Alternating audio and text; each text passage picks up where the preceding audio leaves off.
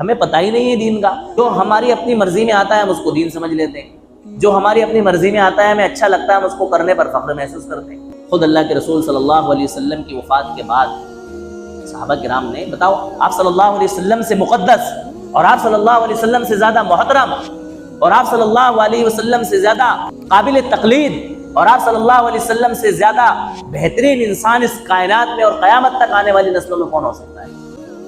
آپ صلی اللہ علیہ وسلم کی شخصیت اور آپ کی ذات اقدس وہ ذات ہے جس کے طفیل میں اللہ تعالیٰ نے ساری کائنات کو بنایا ہے. اگر آپ نہ ہوتے تو کچھ نہ ہوتا, یہ کائنات نہ ہوتی, ہم نہیں ہوتے, حسین بھی نہ ہوتے اور حسین کے ماننے والے بھی نہ ہوتے. اس کا یہ مطلب نہیں ہے کہ ہم حسین کو نہیں مانتے, ہم بھی مانتے ہیں, لیکن اس کی جو حدود ہمیں بتائی گئی ہے نا ماننے کی, اس حدود کے اندر مانتے ہیں. جن حدودوں کو کراس کرنے سے منع کیا گیا ہے ان حدودوں کو کراس کرنا یہ بھی ہم نے آپ صلی اللہ علیہ وسلم کی زندگی سے اور صحابہ کی زندگی سے سیکھا ہے. اگر آپ نہ ہوتے تو یہ کائنات نہ ہوتی, آپ نہ ہوتے تو حسن حسین نہ ہوتے, آپ نہ ہوتے تو حضرت فاطمہ نہ ہوتی, حضرت علی نہ ہوتے, آپ نہ ہوتے تو کچھ بھی نہ ہوتا. یہ جو حضرت حسین کے نام سے ایک ڈھونگ اس دنیا کے اندر رائج ہو گیا ہے اور حضرت حسین کے نام سے جو کچھ خرافاتیں اور رسمیں شروع ہو گئی ہیں نا, ان کو یہ سوچنا چاہیے کہ بھئی جس حضرت حسین کے عشق میں اور جس حضرت حسین کی محبت میں ہم یہ جو سب کام کر رہے ہیں نا, ان سے کہیں زیادہ افضل, ان سے زیادہ کہیں زیادہ قابل احترام آپ کے نانا آپ صلی اللہ علیہ وسلم کی ذات اقدس ہے. آپ جب اس دنیا سے تشریف لے گئے, صحابہ کا کیا عالم تھا, کچھ سمجھ نہیں پڑ رہی تھی کہ کیا ہے, پریشان حال. اب کیا ہو, پیارے آقا مدنی محمد عربی صلی اللہ علیہ وسلم اس دنیا سے تشریف لے گئے, ہمارا جینا بیکار. فوراً صحابہ کو یہ آیت پڑھ کر کے سنائی گئی, وما محمد الا رسول قد خلت من قبلہ الرسل افإن مات او قتل انقلبتم علی اعقابکم. کہ محمد صلی اللہ علیہ وسلم اللہ کے رسول ہیں, ان سے پہلے بھی رسول آئے ہیں اور سارے رسول اس دنیا کو چھوڑ کر کے گئے ہیں. جس طرح سے آپ صلی اللہ علیہ وسلم اس دنیا سے چھوڑ کر کے گئے ہیں, آپ سے پہلے جو انبیاء آئے وہ بھی دنیا چھوڑ کر کے گئے ہیں, اسی طرح سے آپ صلی اللہ علیہ وسلم بھی دنیا چھوڑ کر کے چلے گئے. سارے صحابہ سائل ہیں, سارے صحابہ کو تسلی ہو گئی بھئی اللہ تعالیٰ کا یہ حکم قرآن کریم میں موجود ہے.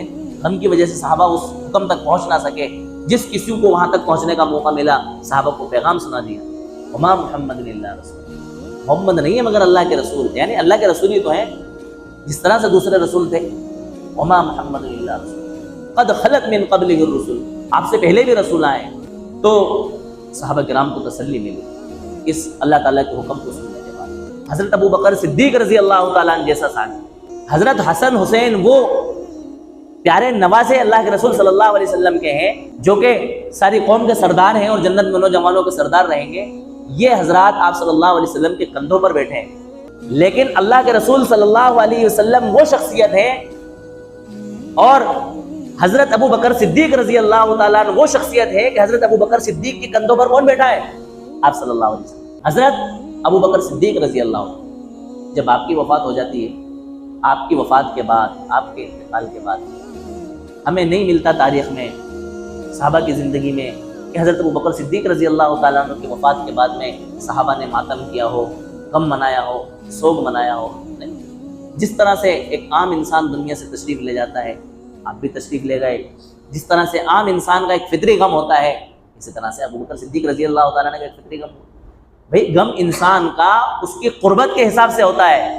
کس کے حساب سے ہوتا ہے؟ کسی کا بہت زیادہ عزیز ہو جائے اس کو بہت زیادہ غم ہوتا ہے, کچھ دور کا عزیز ہو تو کچھ کم غم ہوتا ہے, اور کچھ دور کا ہو تو تھوڑا کم ہوتا ہے, اور دور کا ہو تو کم ہوتا ہے. ایسے ہوتے ہوتے ہوتے ہوتے غم کیا ہوتا جاتا ہے؟ ہلکا ہوتا جاتا ہے. اور غم کی ایک خاصیت ہے کہ غم وقت کے ساتھ ساتھ ختم ہوتا چلا جاتا ہے.